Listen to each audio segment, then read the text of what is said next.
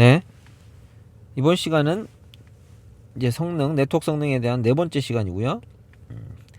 TCP의 이제 스루풋에 대해서 한 2시간 정도 해서 말씀을 드리고자 합니다. 이전 시간까지는 이제 네트워크에 대한 성능 팩터가 뭐다, 그리고 어플리케이션 관점에서 성능을 결정하는데 네트워크 성능을 쳐다봐야 되기 때문에 항상 엔드 투 엔드 관점에서 보는 게 필요하다. 클라이언트와 서버 그 사이의 네트워크, 그리고 네트워크 장비에 대한 성능 팩터는 어떻게 결정이 된다, 뭘 봐야 된다, 이 정도까지 말씀을 드린 것 같아요. 근데 이제 대부분 이제 어플리케이션이 사용하는 TCP나 UDP 이 프로토콜 특성에 따라서 또 TCP에 따라서 성능이 많이 다르다. 특히 이 부분은 잘 모르시는 분들은 오해를 좀 많이 하고 계시는 분들도 많을 것 같아요. 그거에 대해서 말씀을 좀 드리려고 합니다. TCP가 가지고 있는 특성 때문에 엔드 투 엔드의 밴드위스가 100mbps라는 밴드위스를 확보를 했음에도 불구하고 성능이 안 나올 수 있어요. 예를 들어 특히 이런 경우도 있어요. 예를 들어 내가 어떤 파일을 1GB 파일을 100기가라고 할게요. 100GB의 파일을 양당 간에 이제 전달을 해야 돼요. FTP로 전달을 해야 되는데 전용선을 구성을 해서 100메가짜리 전용선을 끌고 구성을 했어요. 근데 예를 들어 이제 로컬에서 테스트를 했을 때는 거의 99메가 이렇게 다 통신을 했다라고 가정을 할게요. 랜상에서 내 옆자리에 놓고 테스트를 했을 때 거기도 똑같이 100메가짜리 UTP 케이블을 꽂아서 양당 간에 직접 연결해서 통신을 했을 때 99메가 거의 100메가를 다 나왔다고 가정을 할게요. 근데 이게 예를 들어 우리나라에서 일본에 있는 서버와 100메가 전용선, 엄청 비싼 돈 주고 100메가 전용선을 구성을 하고 통신을 시킨다라고 했을 때 스루풋이 20메가 정도밖에 안 나올 수 있어요. 그래서 100메가 전용선을 구성을 하면 안 된다는 거죠. 다 못 쓰기 때문에. 이 통신을 위해서만. 예를 들어 로컬에서 100메가 나왔으니 이 100기가짜리 파일을 전송하는데 몇 초에 끝났어. 근데 일본에 갖다 놨더니 야, 몇 시간이 걸려. 왜 그래? 100메가인데 똑같이. 그럴 수 있다는 거고요. 그게 당연하다. TCP에서는. 잘못된 얘기가 아니다. 왜냐? TCP의 특성상 TCP 스루풋에 영향을 미치는 게 밴드위스 뿐만 아니고 레이턴시다. 어떻게 보면 레이턴시가 더 중요하다라고 보시면 될 것 같아요. 그래서 먼 거리에 있는 통신을 할 때는 당연히 성능이 반비례해서 떨어진다라고 이해하시면 될 것 같습니다. 그게 왜 그런지에 대해서 설명을 드릴게요. 일단 기본적으로 어플리케이션에서 만들어진 데이터들이 제가 매번 강의 때마다 제 다른 동영상 보면 거의 매번 얘기하는 게 OSI 7레이어, 특히 TCP/IP 요즘은 레이어를 쓰니까요. 4단계 항상 말을 하죠. 어플리케이션 레이어에서 데이터가 만들어지고 이게 소켓 개념으로 TCP나 UDP라는 프로토콜로 만들어져서 뭘 만든다고 했죠? 여기서 만들어진 데이터가 그림 어디다 그려야 될지 모르겠네요. 데이터가 TCP 단으로 내려오면서 여기다 그릴게요. 앞에 헤더를 붙인다라고 했죠. 이게 뭐다? TCP나 UDP에 포트 정보가 들어온다. 그리고 이걸 뭐라 그런다? 세그먼트라고 해요. 세그먼트. 그래서 양쪽에 이 똑같은 호스트끼리 통신을 한다라고 하면 호스트들은 이 TCP를 쓰냐 UDP를 쓰냐 이 소켓 개념으로 요 그림처럼 상호간에 TCP를 가지고 통신을 하는 개념이라고 이해하시면 될 것 같아요. 세그먼트를 주고받으면서. 그리고 이제 더 밑단으로 네트워크 단에서 전달을 위해서 사용되는 IP 헤더가 붙고 맥 헤더가 붙어서 처리가 된다라고 말씀드렸어요. 이것도 얘기하면 길어지니까요. 그렇게 해서 어플리케이션 단에서 만들어진 생성된 데이터가 요렇게 전달이 될 수도 있고 TCP를 통해서 전달이 될 수도 있겠죠. 근데 이제 먼저 UDP에 대해서 말씀을 드리면, UDP는 똑같은 구조이긴 해요. 똑같이 그것도 세그먼트라고 하고. 근데 UDP 같은 경우는 어플리케이션을 상호 이제 구분하는 구분자 특성만 있어요. 전달 관점에서 봤을 때는. 그래서 포트 정보만 데이터에 추가해서 바로 그냥 보내버리는 개념이에요. 보낼 때 만약에 이 A가 있고요, B가 있다라고 하면 B에서 A로 보낸다라고 하면 어떤 데이터를 뭐 사전에 어떤 커넥션을 맺는 과정이나 이런 거 없이 요청하면 바로 던져주는 형태. 그리고 얘가 얼마나 받을 수 있을지 없을지는 난 모르는 상태로 내가 보낼 수 있는 최대량을 그냥 보내버리는 거야.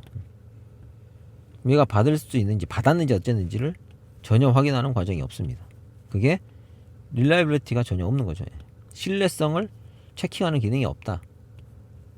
그래서 보내는 호스트의 전송 능력, 그리고 네트워크상에서 뭐 결정질 수 있는 최대 밴드위스, 그리고 호스트가 가지고 있는 하드웨어적인 수신 능력, 뭐 버퍼가 얼마나 많은지, 얼마나 저장할 수 있고 이 어플리케이션이 얼마나 빠르게 처리할 수 있는지에 따라서 스루풋이 결정이 되겠죠.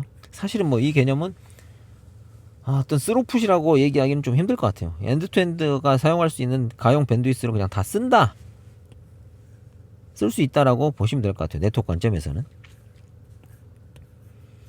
그래서 아까 말했던, 예를 들어 한국에서 일본으로 UDP를 가지고 어떤 데이터를 보낸다. 근데 단지 제대로 받고 있는지 UDP를 모르는 거예요. 예. 그냥 모르면서 애가 그냥 계속 일반적으로 쏜다라고 했을 때 100메가를 다 쓸 수 있어요. 이런 경우는. 네.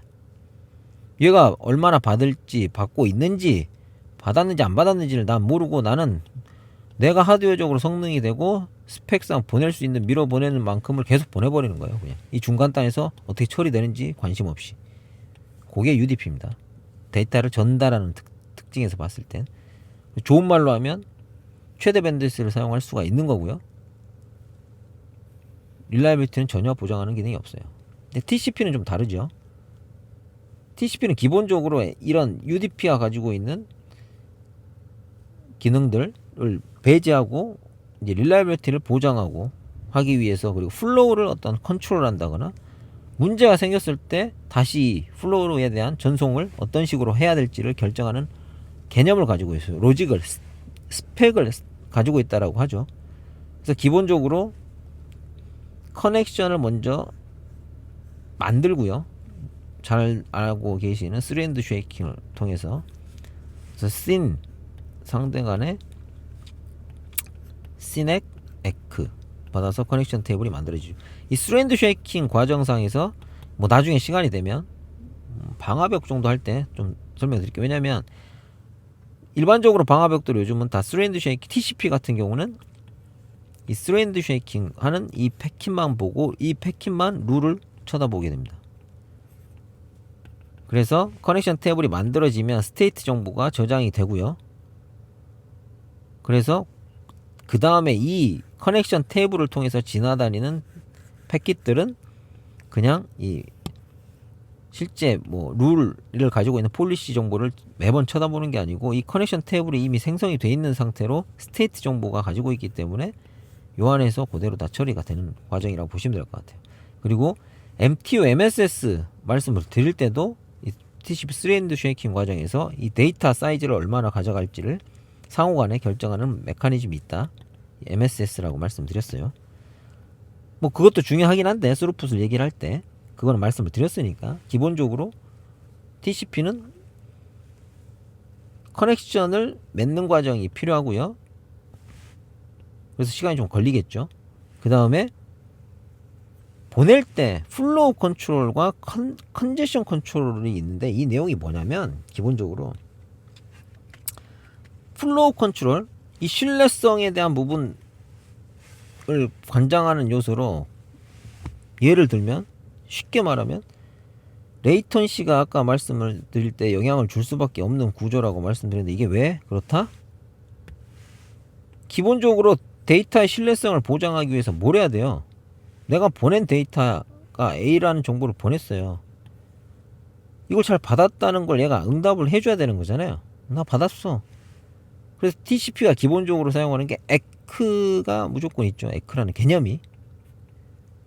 그래서 받았다는 정보가 와야지만 그 다음에 뭘 더 보내거나 또 안 받았 뭐 로스가 났다라고 판단을 하고 재전송을 한다거나 이런 과정이 될 수밖에 없잖아요, 사실. 그렇죠? 그렇기 때문에 요 그림이 있네요. 제가 받아놓고 이걸 가지고 설명을 드릴게요. 플로우 컨트롤까지. 그래서 얘가 이렇게 데이터를 보냈어요. 받았다는 정보가 오고 그 다음 잘 받았으니 이제 두 배를 보내볼게. 잘 받았네. 더 보내볼게. 뭐 못 받았네. 나 데이터 쌓을 수 있는 공간이 없어. 라고 하면 알았어. 좀 있다가 다시 좀 보낼게. 요 메커니즘이 있다는 거예요. 그러면 이 동안 걸린 시간이 있죠. 그것 때문에 데이터가 갔다는 게 돌아와야 되는 이 에크라는 개념 때문에 사실은 레이턴시가 성능에 영향을 줄 수밖에 없다 라는 거죠. 그걸 잘 이해하시면 될 것 같아요. 그래서 이게 멀어지면 멀어질수록 에크가 오는데 걸리는 시간도 있고 얘가 날아가는 시간이 오래 걸리잖아요. 그렇기 때문에 기본적으로 레이턴시가 길면 길수록 TCP 스루풋은 반비례해서 떨어진다라고 보시면 될 것 같아요. 그래서 그 다음 또 결정질 수 있는 게 뭐겠죠? 기본적으로 플로우 컨트롤. 플로우 컨트롤하는 메커니즘은 뭐냐면 메커니즘만 간단히 설명드릴게요.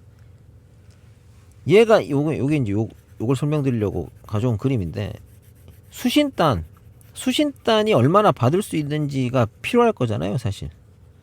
그거를 이제 컨트롤할 수 있다는 뜻이에요. 수신단이 이 그림에서는 얘가 샌드 버퍼, 리시브 버퍼였네요. 이걸 다시 리시브라고 생각을 하면 리시브 버퍼를 보면 얘가 응용으로 계속 이 윗단이 이제 응용으로 처리를 쭉 트래픽은 계속 들어오기 때문에 들어오면 이 메모리 공간을 하고 보시면 이 메모리 한쪽은 계속 응용 쪽에서 가져가는 시간이 있을 거고 응용이 이제 처리를 하는 시간이 있을 거잖아요. 그 시간 동안 빨리 처리를 한다라고 하면 이게 빨리빨리 비워질 거고 들어오는 속도가 있고 이게 처리되는 속도가 있을 텐데 이게 좀 틀릴 거잖아요. 그래서 이게 이제 들어오는 속도가 높으면 쌓여갈 수밖에 없겠죠. 라고 하면 이 받아서 보관할 수 있는 리시브드 윈도우라고 하는 리시브드 버퍼가 얼마가 있다는 걸 에크를 보내면서 같이 알려주는 거예요. 그래서 여기 이제 이 오른쪽 그림을 보면 이 0 사이즈라고 왔다는 게 나 더 이상 버퍼 없다 이거예요. 그걸 받으면 뭘 해야 되죠? 얘는 대기를 해야 되겠죠. 얘가 받을 수 있는 공간이 없다라고 하니까 뭐 그런 메커니즘. 그래서 그러면서 점점 이제 슬라이딩 윈도우 형태로 보내는 데이터를 계속 늘려가면서 보낸다라고 보시면 될 것 같아요. 요 메커니즘이 플로우 컨트롤이다. 플로우 컨트롤은 말 그대로 누구랑만 서로 이제 컨트롤하는 거죠. 당연히 이 송신단과 수신단의 둘 간에만 판단을 하는 거예요. 내가 받을 수 있다 없다를. 이 사이는 모르는 거죠. 그렇죠? 근데 이 사이에서 문제가 생겨서 또 로스가 발생할 수도 있고 그렇잖아요. 그런 부분들이 발생을 했을 때 물론 이제 플로우 컨트롤에서 제로로 떨어졌을 때도 마찬가지고요. 그때 이제 컨제션 상황이라고 하는데 그 부분을 혼잡이죠. 혼잡 상황이 발생을 했을 때 어떤 식으로 또 처리를 할 거냐, 얼마만큼 뭐 전송하는 데이터 사이즈를 줄이고 그리고 얼마의 숫자로 다시 슬라이딩 윈도우를 높여서 데이터를 점진적으로 올려갈 거냐, 뭐 요런 거를 결정하는 걸 컨제션 컨트롤. 뭐 이 내부적으로 이 계속 개선이 됐었어요. TCP도 원래 워낙 만들어진 지 오래된 프로토콜이다 보니까 전송에 대한 이슈가 있죠. 예전에는 이 네트워크 상황이 환경이라고 할게요. 매우 느리고 불안정했어요. 그러다 보니 이 TCP라는 애 스펙을 처음에 만들 때 이런 재전송이나 신뢰성에 대한 체킹을 좀 엄하게 까다롭게 하게끔 만들 수밖에 없었겠죠. 당연히 그 당시에는. 근데 이제 이 네트워크에 대한 환경이 개선이 엄청나게 됐죠. 속도, 스피드 관점에서 라든지 그리고 이런 PC들이나 이런 PC들이 가지고 있는 이 버퍼에 대한 개념, 이제 윈도우라고 하는데 TCP에서는 이 윈도우에 대한 사이즈도 엄청나게 커질 수가 있게 됐을 거고요. 그러다 보니까 야, 이런 불필요한 거나 추가적인 기능들을 계속 좀 더 개선해 보자라고 해서 뭐 컨제션 컨트롤 쪽은 특히나 뭐 르노라든지 뭐 베가스 뭐 이런 형태로 계속 개선이 됐고요. 중간에 이제 TCP 관점에서 네트워크 장비들이 뭐 옵티마이제이션 기능이 있다, 최적화 기능이 있다라고 하는 게 다 그런 부분을 중간에 얘네들이 개입을 해가지고 TCP 컨트롤상에서 뭔가 중간단을 더 확장을 시킨다거나 아니면 슬로우 스타트를 좀 더 빠르게 하게끔 한다거나 뭐 이런 기능들을 제공한다라고 보시면 될 것 같아요. 아무튼 좀 또 중간에 또 샜는데요. 예. 일단 여기까지는 말씀을 드리고 다음 시간에 기본적인 TCP에 대한 특성을 알았으니까 좀 더 구체적으로 네트워크 품질 요소와 스루풋과의 관계가 어떤지, 이게 좀 정형화돼서 어떤 식으로 만들어진 것들도 있거든요. 예. 그런 부분들, 그리고 네트워크상의 어떤 품질상의 어떤 부분에 더 민감하게 반응을 하는지, 일단 말씀드린 건 레이턴시라는 개념 말씀드렸어요. 레이턴시가 느려지면, 길어지면 TCP 스루풋은 거의 반비례한다. 거기에 이제 로스가 생겼을 때 더 떨어져요. 예, 엄청나게 떨어지고요. 그거를 약간 수치화해 놓은 개념들에 대해서 좀 설명을 해 드리도록 하겠습니다. 감사합니다.